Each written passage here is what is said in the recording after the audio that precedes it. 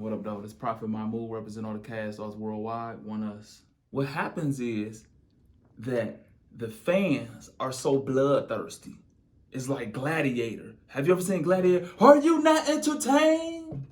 We love the beef. We love that nigga talking about killing other black men. We love to hear them niggas talk about smoking on dead ops. And if you believe in God like I do, life and death is in the power of the tongue. Everything we do, everything we speak, everything we think is a seed, and it's gonna grow a harvest in our life. So when we talking about dead people and murder, kill, and we entertain these people and shit like that, if you believe in God, bro, you reap what you sow.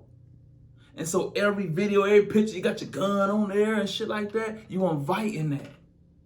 And so then when you reap what you sow, then the fans who cheered you on, because niggas love dumb shit. The more ignorant you is, the nigga cheer you on more. You say you make a song about your daughter, they gonna ignore that shit. But the minute you smoking on the op or you dissing somebody, man, niggas is tuned in. Oh, why is rap so dangerous? Nah, nigga, you promoted that. And you reaping what you sowing. And you can't even stop now, because the fans is so ignorant and entertained by the bullshit that if you know, I was reading Will Smith book and I just finished it and it was so inspirational to me, man. Right after he got done rapping, his album had flopped, Jazzy Jeff and the Fresh Prince. He was flat broke after blowing through $3 million, right? And so he moved out to LA with no plan for real. And somebody said you should just go on an Arsenio Hall show and just hang out. And you never know who you will meet. And in that book, he said, where you choose to live is just as important as who you choose to marry. And I just thought that was so profound. And it went back to me like, Jesus had to leave his hometown in order to perform miracles. You feel what I'm saying? And so stuff like that need to be on your wall to inspire you. Then it was another thing. This was the realest shit ever, bro. So Quincy Jones wanted him to do the show The Fresh Prince. It wasn't called The Fresh Prince. It was a guy. I forgot where the guy from. It was about this guy. And so Will procrastinated. Like, I'm not ready to read. I don't know. Because Quincy Jones had called Will Smith to his birthday party. And at that birthday party was all the execs from the NBC. It was everybody there, all the billionaires. And he said, Will, come on, audition right. So Quincy Jones told Will Smith, no time for paralysis from analysis. No paralysis from analysis is what Quincy Jones told Will Smith. And what he was saying is we analyze every situation. We are thinking to death and all that. We want to get all the analytics right. And what happens is we not doing anything. And it's paralysis from analysis. And I just thought that was so profound. I got a lot of gems from Will Smith book, but that was the most powerful thing I got. No paralysis from analysis. And a lot of times we don't get done what we try to get done because we overthink a situation. No paralysis from analysis. You say it's small mistakes, but it's always small shit that separates success from not success. It's the small things. It's the very small things that we think is small, be like, and we overlook, oh man, we just fix that little shit. It's just a little shit, but the little shit is actually big shit. Mm-hmm. Like, man, he would be good, but he got a bad attitude. That's just a small thing. He could shoot, he could dribble, but his attitude, that's a small thing. That's a big thing. You feel what I'm saying? But we think it's small. Like, man, dude good, man, but he ain't got no work ethic. You feel, and we think that's a small thing, but it's actually a big thing. Man, he just have no discipline, but he do everything else good. Thinking that's a small thing, but that's a big thing. You feel what I'm saying? And so the little things is what make you great. And the little things is what make you lose and not do shit. It's always the little things. It's always the little things. The little things is never little things, it's big things. It's never what you do that fucks you up or what gets you in trouble or deep trouble. It's always the lie covering up what you done. And so if you an insecure, dumb motherfucker walking around trying to be smart. You would do bullshit to hide the fact that you dumb.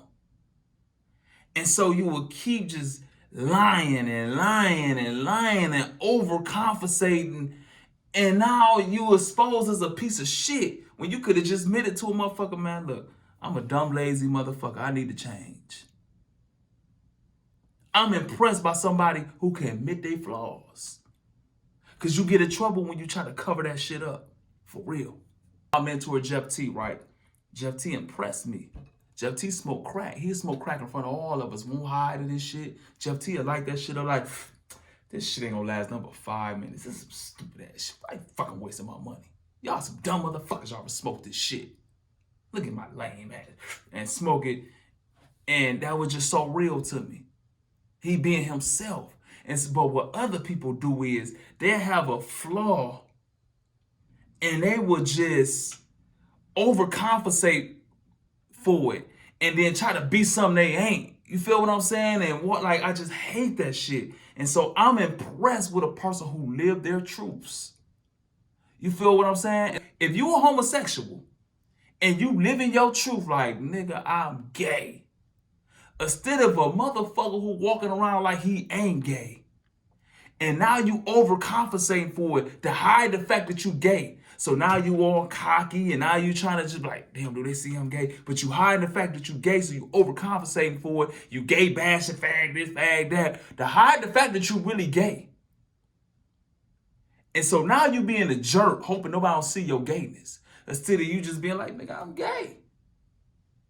And so I respect that.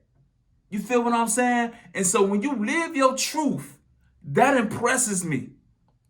That impresses me. Because when you don't live your truth, you gotta be hard on your kids. You cannot just let them ease and like let them like, nigga, when you see they good at something, you gotta get on it. You gotta really be on your kid. You can't let them make all them decisions for themselves when they're young, only doing what they feel like doing. Because, you know, you make a lot of decisions bad when you're young. You really got to be on them kids. And so what I got out of it is, man, like, I thought I was too hard on my son.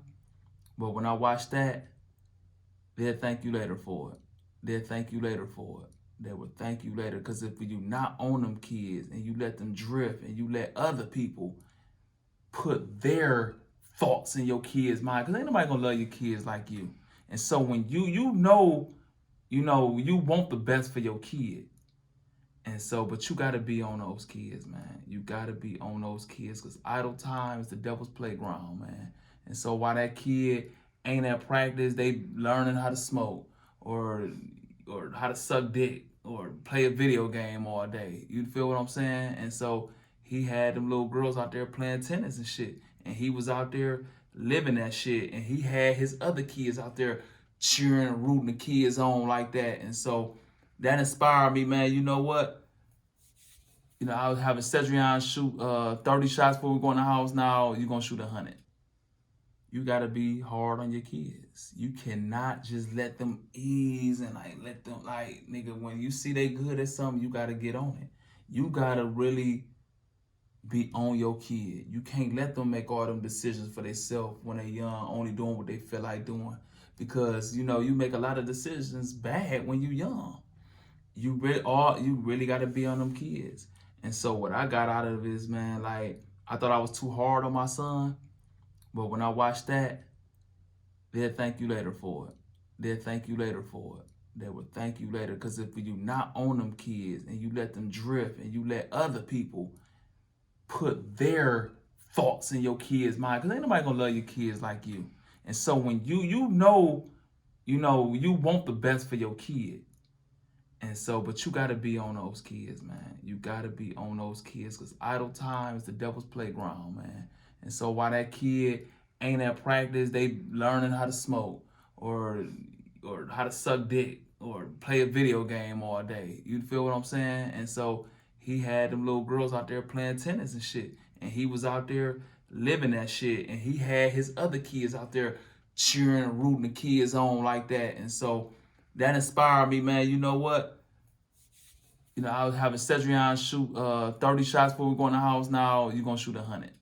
And so that's why I will always have my son in sports. I believe sports is like a blueprint to life. The most disciplined teams win. The most disciplined people win. Sports is a team game. And the people who can make people around them better in life and inspire people and have something to provide for people is the people who have happier lives and who succeed. It teaches you like how to take criticism. When you get yelled at for a coach, you can have 100 points in the game, but you miss a play on defense and the coach chewing your ass out and you used to it being held accountable. In sports, you gonna get held accountable for your bullshit. You have to. And so as a young man, you being held accountable from your coach. When you get out in this real world and the motherfucker holds you accountable, it won't crumble you. It's a saying that I don't think outside of Detroit Lions fan know about it. It's called SOL. Same old Lions. That's it, same old Lions. But what I got out of it, before the game, I had my Detroit Lions leather coat on. My son had his Detroit Lions stuff on. And I think Detroit Lions had the most loyal fans. Nigga, they don't give us nothing to root for. Ain't no bandwagon and that shit. Nigga, we went 0-16. We ain't won the game yet. And people still root for them sorry motherfuckers. So when you see another Lions fan, you connect with them because you know they ain't on the bandwagon. They actually is from that Northwest Ohio or Michigan area. And so you actually know where they from. And you know it's a sense of loyalty and honor when you see another Lions fan. And so when you see a Lions fan, it ain't like, hey, go Steelers, how about those Patriots, or no shit like that. It's a real conversation. Like, man, you actually feel each other pain as a Lions fan, for real. And so it's a connection, a brotherhood you get. It ain't no experience like going to a Detroit Lions game knowing they're going to lose. But it's just an experience. But that's what I got out of that shit, man, SOL. I got so disappointed by the hip-hop culture, man. And like I was talking about how we cheer the motherfuckers on to kill each other and beef. Are you not entertained like Gladiator? Soon as a nigga smoking on the dead out, we tuned in. Ooh, ooh. And that's what it seems like our culture embraces. And so, my homeboy was like, man, you need to throw on some chains and shit. You need to, man, you got to dress like the new, you know what I'm saying? You might want to throw a purse on and wear some skinny, you know what I'm saying? You got to dress like the wave. And I said, that's what our culture like, feminine men. Feminine men. That's what our culture represent. Dead serious, feminine men. And I said, if that's what my culture want, and they won't listen to my message because I'm not a feminine man or I'm not promoting smoking on the dead op and all that, you know what? Fuck my culture. When I die, I hope I'm an asset to the world, an asset to my people and not a liability. I hope I added more to people's lives than I took away. I hope I build up more people and build more things than tear down. And so, when it's time to stick me in the ground, man, I hope I'm planted and not buried. Because when you bury, they just throwing dirt on you to get rid of the body. But when you plant it, when you put a seed in the ground, it might just be a single seed. It might be something so small, but something great about to happen.